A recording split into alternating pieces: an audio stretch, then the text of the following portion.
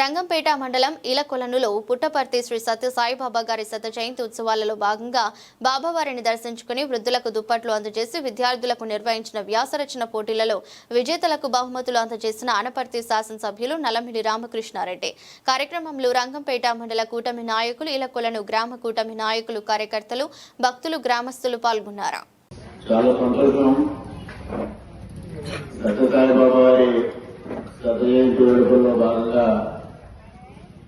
ఈ గ్రామం నుంచి 800 మంది వాలంటీర్లు పుట్టపర్తి కార్యక్రమాన్ని ప్రశాంతి నిలయానికి వెళ్లి అక్కడ 4 రోజుల పాటు సేవలు అందించి ఈరోజు ఇక్కడ ఈ కార్యక్రమాన్ని నిర్వహించుకోవడం, ఆ కార్యక్రమంలో మమ్మల్ని భాగస్వామ్యం చేయడం చాలా సంతోషదాయకం.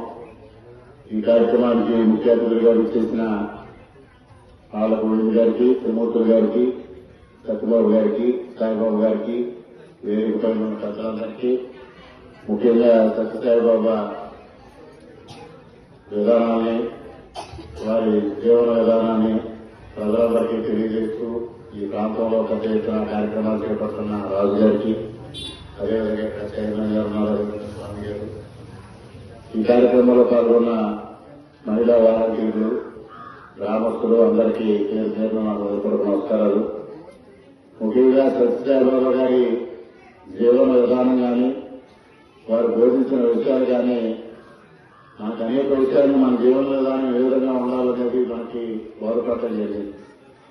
ముఖ్యంగా అత్యంత క్రమశిక్షణ అనేది సత్యసాయిబాబా గారి భక్తులకి చేస్తున్న విషయం. అదేవిధంగా సేవే వారి మార్గంగా వారు జీవించినంతకాలం, వారు పరంపరించిన తర్వాత కూడా సత్యసాయి ట్రస్ట్ ద్వారా అనేక సేవా కార్యక్రమాలు నిర్వహించడం అనేది బహుశా ప్రపంచ చరిత్రలో ఎక్కడా మనం చూస్తుండం.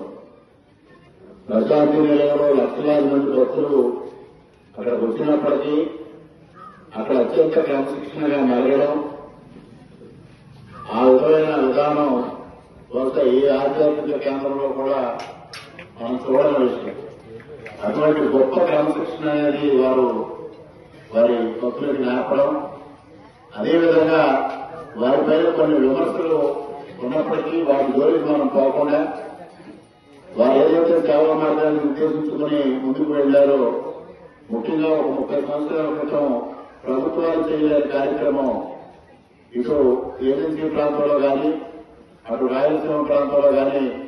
తాగునీటి సమస్య పరిష్కారం చేయడం కోసం ఆ రోజుల్లోనే 100 కోట్ల రూపాయలు ఖర్చు పెట్టడం, ఒక విధంగా ఇవాళ వైద్య